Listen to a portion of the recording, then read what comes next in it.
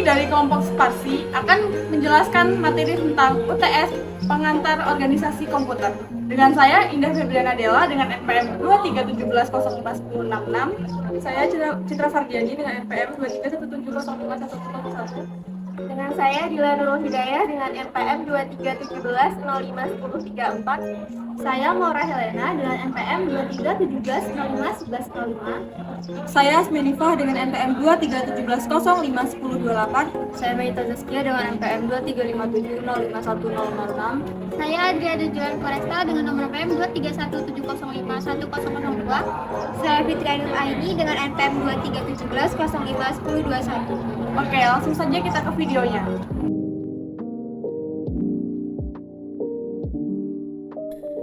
Saya Indah Febriana Della dengan NPM 2317051066. Di sini adalah ilustrasi program sederhana dari bahasa assembly. Di sini ada description, AD dan ROM. Bisa kita lihat kodenya di sini. Kemudian di sini ada prosesor simulator. Yang pertama ada P-counter, yang kedua register A, ketiga flag, keempat start CTRL, kelima database. Nah, di sini ada AD dan RAM. Bisa kita lihat. Selanjutnya di sini ada instruction set. Di sini ada kode description dan sales. Ada 23. Kemudian ini adalah program assembly. Selengkapnya bisa kita lihat di sini.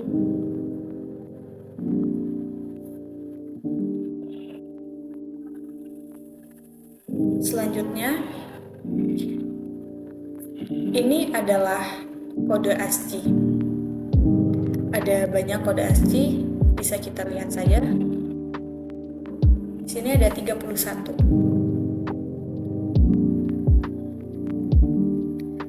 Kemudian, nah, di sini ada this one contents. Ada yang pertama ada first screen, kedua ada CPU detail, ketiga PG1, keempat Felix, kelima Truth, keenam map, ketujuh face, 8 penguin, 9 balance, 10 PG2, 11 PG3, dan ke-12 ALU. Di sini bisa kita lihat saja kode-kodenya, ada banyak sekali.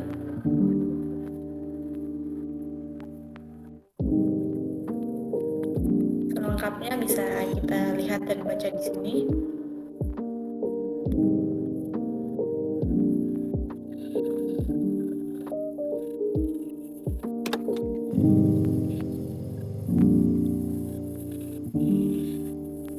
Selanjutnya akan dijelaskan oleh teman saya.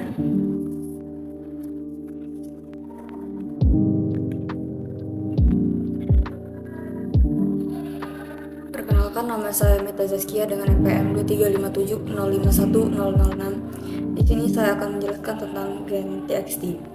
Yang pertama itu ada bit operation. Terus ada implemented operation, itu terdiri dari one roll, rotate left, yang kedua ada roll, rotate right, yang ketiga ada BS atau bit set, yang keempat ada BC atau bit clear, yang kelima ada bit test. Nah, di samping itu terdapat kode-kode, dapat kalian lihat di sini.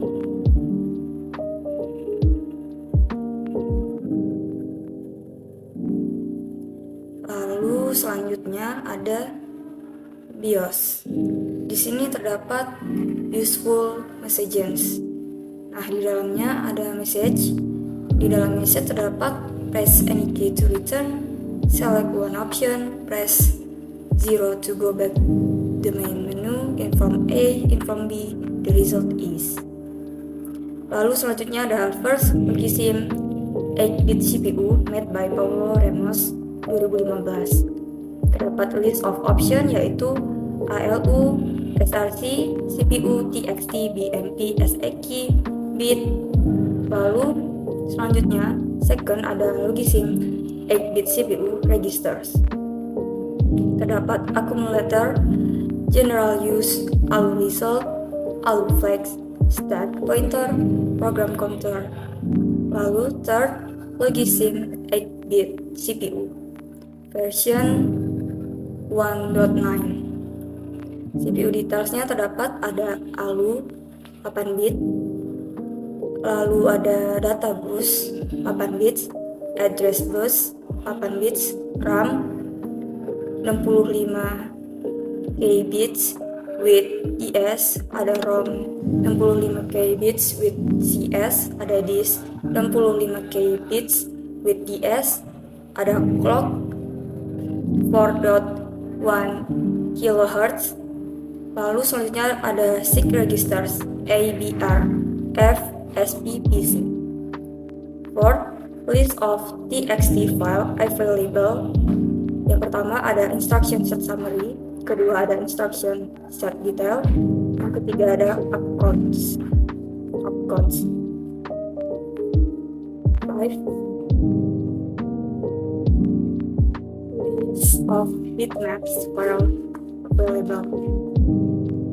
Ini bisa kalian lihat di sini. Lalu 6 ada test, bisa kalian lihat di sini. Selanjutnya ada 7 lalu tester. Implement operationnya ada and, or, store, nor, add, and sub. Yang ke-8 ada text editor. Terdapat option exit, open file, and add new file. Selanjutnya ada bit operation. Ini bisa kalian lihat di sini. Selanjutnya, perkenalkan, nama saya Adila Nurul Hidayah dengan NPM 2317051034. Di sini yaitu 8 bit CPU BMPS, di mana di sini terdapat yaitu first screen, kemudian CPU detail, PG1, Felix, kemudian ada track, map, face, kemudian ada penguin, balance, PG2, PG3, dan ALU. Di mana bentuk-bentuk ini dapat kalian lihat seperti ini.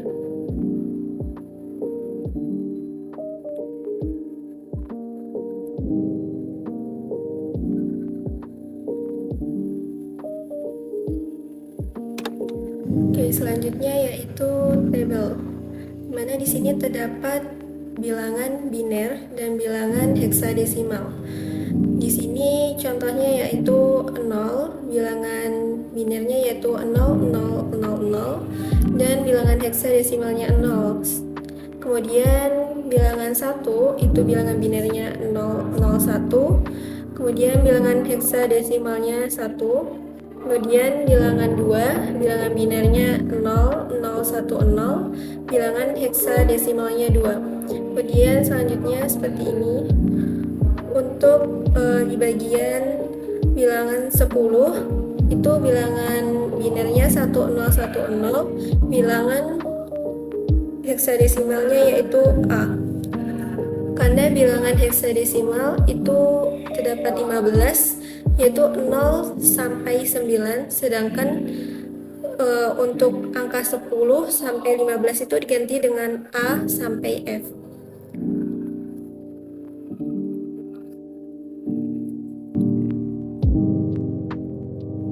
Selanjutnya untuk penjelasan selanjutnya akan dijelaskan oleh rekan saya.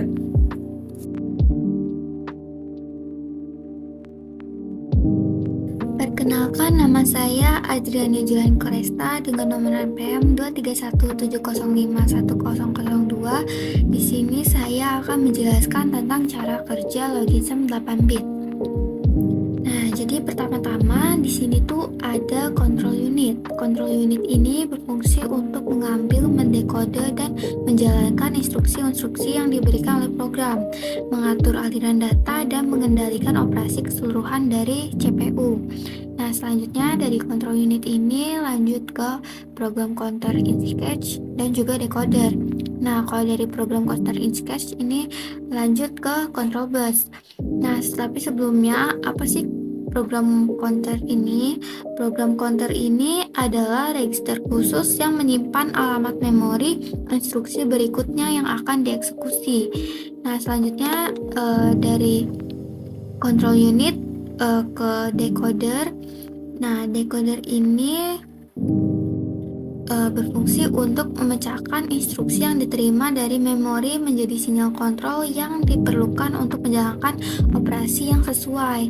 Nah, dari decoder ini selanjutnya ke instruction. Instruction ini berfungsi untuk menyimpan instruksi yang sedang dieksekusi saat ini.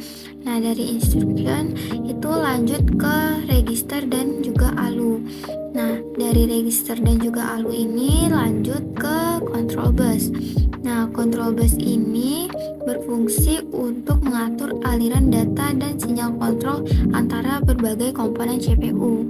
Nah, di control bus ini juga mencakup ROM, RAM, disk, video TTY, video LED, dan juga keyboard.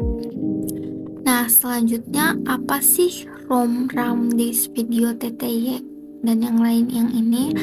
Nah, pertama itu saya akan menjelaskan tentang ROM. ROM itu read only memory. Ini digunakan untuk menyimpan kode program yang tetap.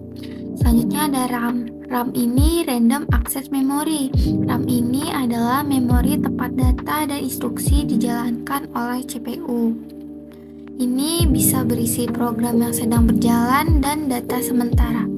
Selanjutnya ada disk. Disk ini kayak hard drive. Ini digunakan untuk menyimpan data jangka panjang yang dapat diakses CPU. Selanjutnya ada video TTY atau TTY writer. TTY ini adalah perangkat input atau output yang mengizinkan pengguna untuk berinteraksi dengan sistem melalui terminal. Selanjutnya ada video LED.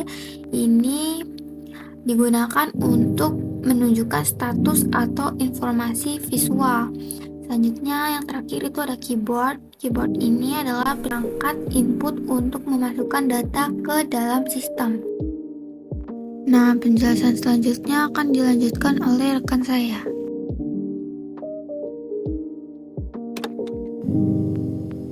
Selanjutnya, perkenalkan nama saya Maura Helena, NPM 2317051105. Di sini saya akan menjelaskan bagaimana cara kerja keyboard. Yang pertama, intinya di sini saya menggunakan Logisim dengan CPU 8 bit. Yang pertama kali kita klik start atau stop ini. Kemudian pada simulate kita pilih di frekuensinya, ini kita pastikan bahwa frekuensinya ada 4.1 kHz. Nah, selanjutnya kita klik ini enable. Nah, di sini akan muncul tampilan atau tulisan Logisim 8 bit CPU. Nah, di bawahnya ini akan muncul tampilan-tampilan menu yang terdapat pada Logisim 8 bit CPU ini. Setelah itu kita pilih one option, select one option ini. Di keyboard kita pilih angka 4, masukkan 4.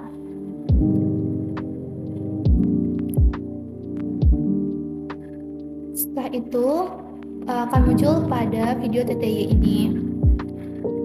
Nah, di sini kita pilih opsi 2 yaitu add new file. Nah, karena di sini kita akan membuat file baru dan inputan baru di dalam text editornya. Nah, di sini kita bisa memasukkan nama kelompok kami yaitu bernama Sparsi.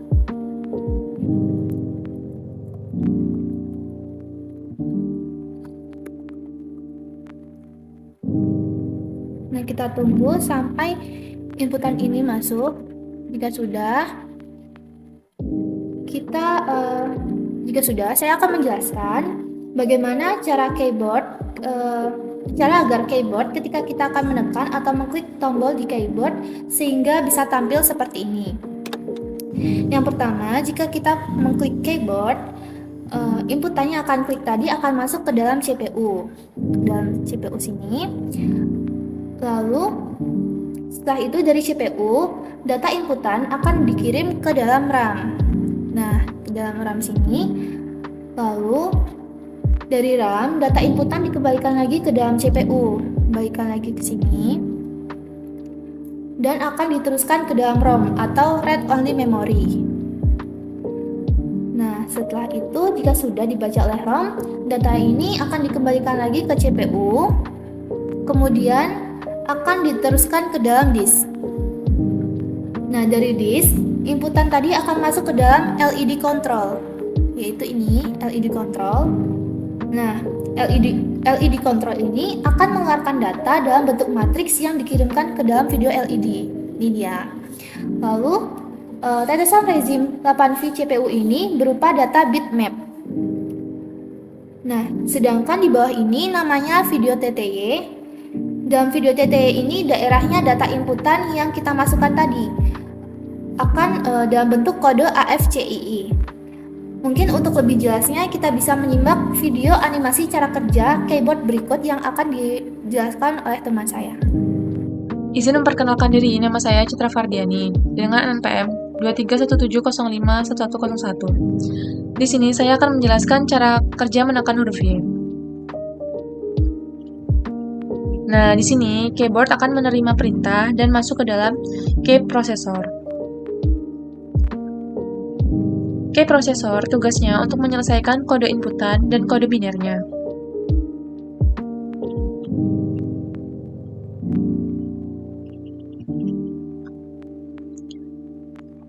Kemudian masuk ke dalam RAM.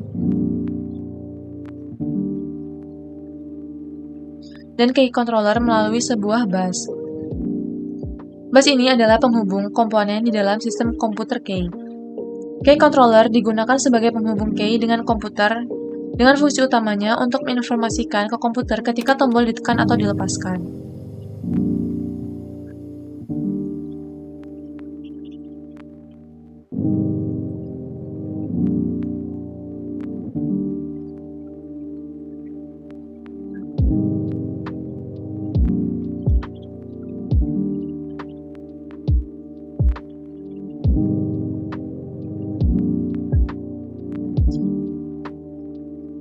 Kemudian masuk ke dalam interrupt controller yang digunakan untuk memfokuskan perintah.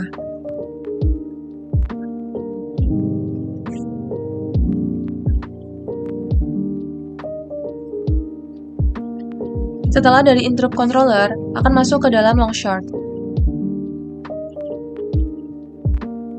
Di dalam CPU terdapat 3 bagian utama, yaitu control unit, ALU, dan register.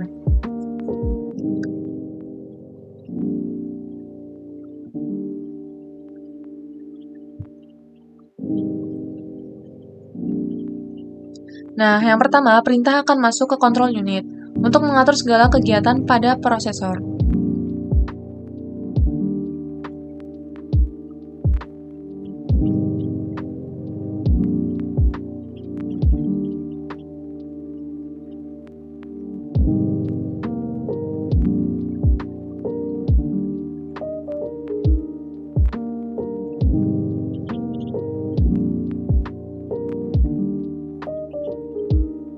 Kemudian, jika instruksi yang dimasukkan berupa perhitungan aritmatika, maka data akan dibawa ke ALU untuk diproses dan hasilnya akan ditampung dalam register.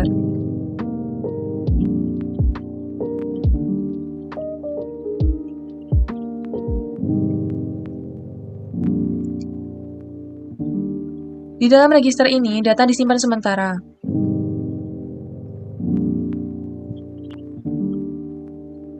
Selanjutnya, data dikembalikan lagi ke ALU dan dikembalikan lagi ke control unit.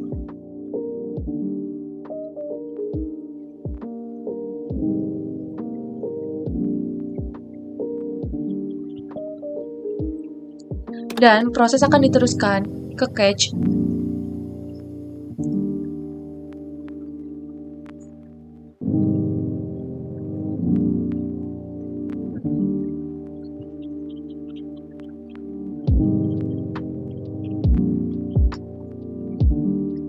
Lalu diteruskan lagi ke dalam opsi ROM BIOS yang berfungsi sebagai penyimpanan primer sehingga perintah dapat dieksekusi langsung. Artinya, inputan yang kita tekan tadi telah berubah menjadi huruf Y.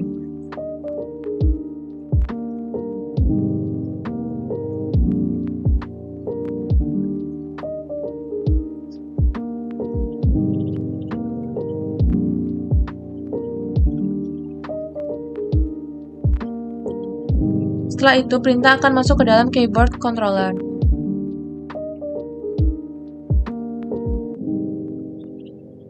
Kemudian masuk lagi ke dalam RAM. RAM di sini fungsinya untuk tempat penyimpanan sementara.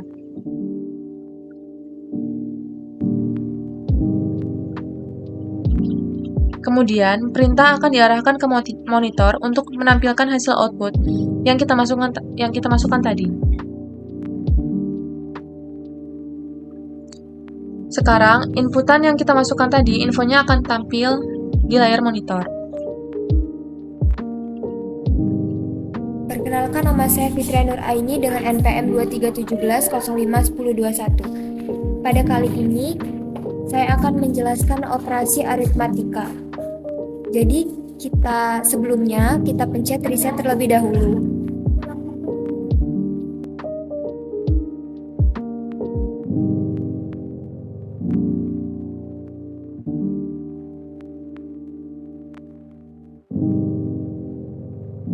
Kemudian yang pertama, kalian klik pada keyboard. Ini kalian klik pada keyboard 1. Nah, seperti ini. Maka otomatis video LED dan video DTS-nya akan berubah juga tampilannya menjadi tampilan ALU. Seperti ini ya. Dalam video ini menampilkan operasi aritmatika yang dijalankan oleh ALU. Yang pertama adalah operasi AND, yang kedua OR, yang ketiga ada XOR, yang keempat ada AND/OR, yang kelima ada AND, dan yang terakhir ada SUB. Dengan dua inputan, yaitu inputan A dan inputan B. Masing-masing nilainya 8 bit. Misalkan di sini kita masukkan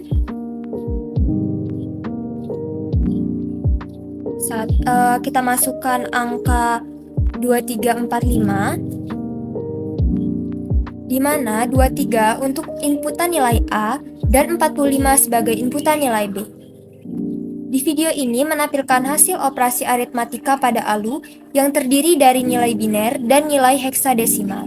Di sini nilai A-nya 23, di sini 23, dan nilai B-nya 45. Seperti ini. Di video ini menampilkan hasil operasi aritmatika pada ALU yang terdiri dari nilai biner dan nilai heksadesimal. Di sini nilai desimal A-nya 23 dan B-nya 25. Hasil operasi N-nya heksadesimalnya 1. Seperti ini. Di sini kita bisa lihat ya. Kemudian OR-nya 67, XOR-nya 66, NOR-nya 98, AND-nya 68, dan SUB-nya DE. Selanjutnya, teman saya akan menjelaskan bagaimana proses perhitungan pada ALU ini. Izin memperkenalkan diri, nama saya Azmanifa dengan NPM 2317051028. Di sini saya akan menjelaskan tentang cara kerja dari gerbang logika dengan contoh program sederhana dalam bahasa assembly, minimal 20 baris pada perintah. Nah, pada gerbang logika ini terdiri dari beberapa operator, yaitu ada operator AND, OR, XOR, NOR, AND, SQ, dan SUB. Nah, dalam operator ini itu masing-masing memiliki nilai 8 bit. Kemudian di sini terdiri dari dua inputan, yaitu input A dan inputan B. Dan yang terakhir adalah input yang paling penting, yaitu untuk menampilkan nilai dari hasil tersebut. Kemudian kita coba dari inputan yang pertama, yaitu untuk operasi bilangan N. Nah, bilangan N dari biner 23 adalah 001 00011. Kemudian untuk nilai ini adalah hasilnya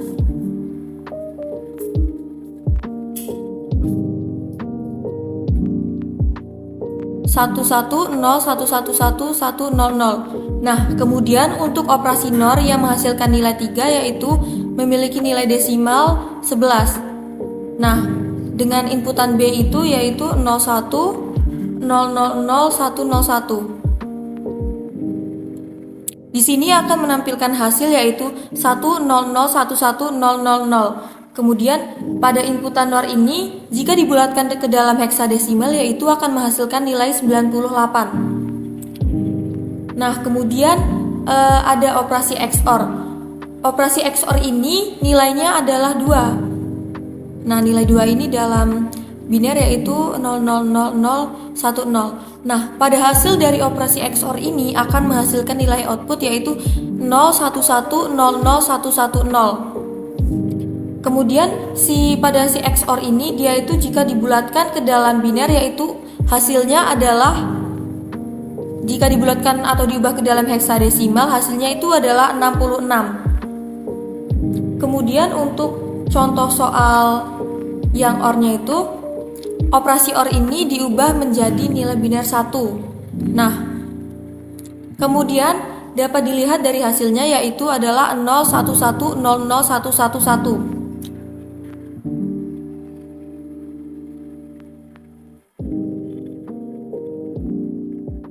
Kemudian dilihat ini dari operasi add yaitu nilainya adalah 4 dengan nilai biner yaitu 00001011.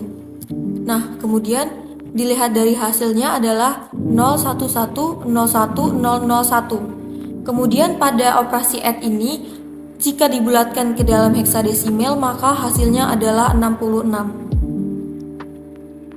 Nah, yang terakhir adalah untuk operasi sub. Nah, di sini kita masukkan nilai binernya yaitu 7. Jadi 00001111. Nah, jika dilihat dari hasilnya yaitu 11011111. Nah, jika operasi ini dibulatkan ke dalam heksadesimal maka akan menghasilkan nilai 68. Sekian penjelasan dari kelompok Sparsi, kami akhiri. Wassalamualaikum